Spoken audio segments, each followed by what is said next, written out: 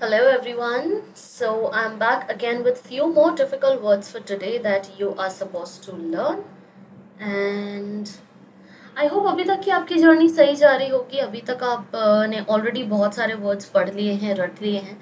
Now it's time that we move on to some more difficult words and there is a very common question that I got from the students is that ma'am कैसे करेंगे, क्योंकि हम करते हैं और फिर हम भूल जाते हैं कि वर्ड्स क्या थे या किस तरह से यूज हो रहे थे वगैरह वगैरह. Now the best thing I have always told you that you can do is कि आप उन वर्ड्स को लिखो, उनके मीनिंग्स लिखो. जो सेंटेंस मैं आपको दे रही हूँ आप वो नोट डाउन करो, अपनी तरफ से 2 और सेंटेंसेस लिखो एंड एंड द टास्क. ठीक है.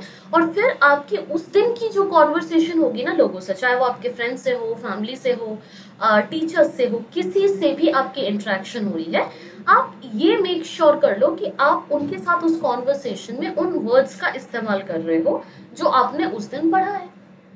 सो अगर आप उतना कर पाते हो ना, अगर आप ये चीज एक साइकिल एक राउंड में भी ट्राई करते हो, it's gonna be very useful for you.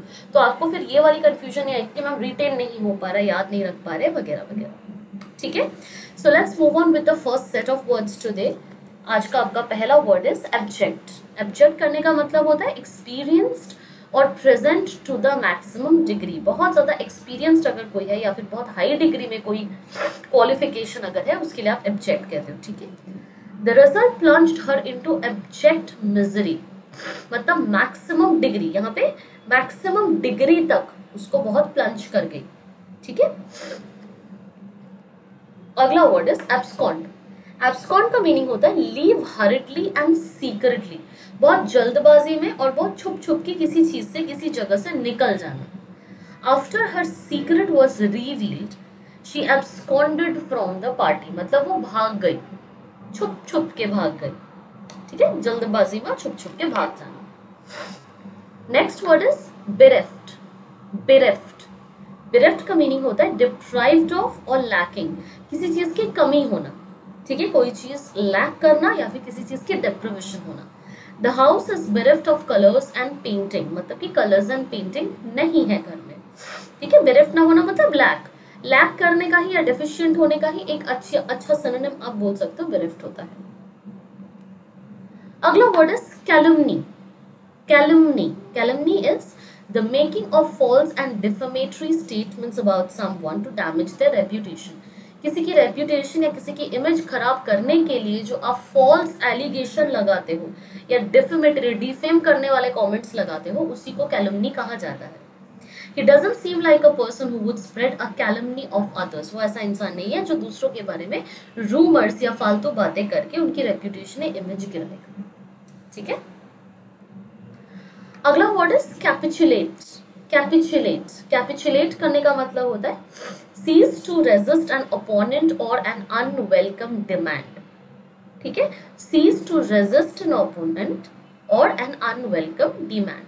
Our forces were prepared to capitulate enemies. ठीक है. मतलब रेजिस्ट ना करना is what you can say capitulate करना. ठीक है. अम्ब्रेज. अम्ब्रेज का मतलब होता है अनोयंस और ऑफेंस. किसी तरह का ऑफेंडिंग कमेंट, किसी तरह की offending behaviour or anything that is known as umbrage. Shady. Umbra का मतलब, umbra is a root word जिसका मतलब होता है शेड. उसी से आपका अम्ब्रेला वर्ड भी होता है. तो अम्ब्रेज का मतलब होता है शेडी कमेंट करना या फिर ऑफेंसिव कमेंट करना. She took umbrage of his rude comment. ठीक है. यानी कि ऑफेंस में ले लिया या फिर अनॉयड हो गई. Then you have emollient. अब ये वाला वर्ड जो है ये आपने कई बार देखा होगा. आपके जो वेसलिन वगैरह या फिर लिप गार्ड्स वगैरह जो भी आप यूज करते हो for your lip balms and all of that या मॉइस्चराइजर, उसमें ये वर्ड लिखा होता है इमोलिएंट. इमोलिएंट का मतलब होता है सॉफ्टनिंग. MOL मोल का मतलब होता है soft. Again it's a root word जिसका मीनिंग होता है soft.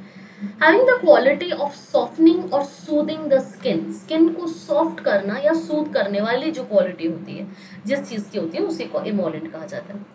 I prefer using an emollient shampoo over others. Moisturizing shampoo जो मेरे बालों को सॉफ्ट करते over others. Dirge. Dirge. Dirge का मतलब होता है a lament for the dead, especially one forming part of a funeral rite. ठीक है, when Rachel sang a dirge for her father, everyone had teary eyes. ठीक है, मतलब किसी डेड पर्सन के लिए या फिर किसी फ्यूनरल के राइट्स के लिए अगर आप कोई सॉन्ग गाते हो इमोशनली, या फिर कोई राइम गाते हो, कुछ गाते हो या बोलते हो, तो उसी को डर्ज कहा जाता है. डिस्पेल. डिस्पेल का मतलब होता है मेक डाउट डिसअपियर, किसी के डाउट को डिसअपियर करवा देना. The calmness of the morning dispelled Ross's disappointment. ठीक है, मतलब कि रॉस के जितने भी डिसअपॉइंटमेंट थी, कामनेस सुबह की जो शांति थी, उससे वो सारा का सारा गायब हो गया. एपिस्टलरी. एपिस्टलरी का मतलब होता है in the form of letters, letters के फॉर्म में. My grandparents' college times epistolary collection is very interesting. A collection of letters or any writing in the form of letters. ठीक है? I think we should keep it up to here today. We are going to do more such words in the next class. So let's wait for that. Okay? See you in the next video. I do believe कि ये आपके लिए helpful था थोड़ा सा. बाकी we are going to do it in the next video. Okay? A very good word is in front of you, but we're going to cover it in the next one. See you in the next video. Bye bye.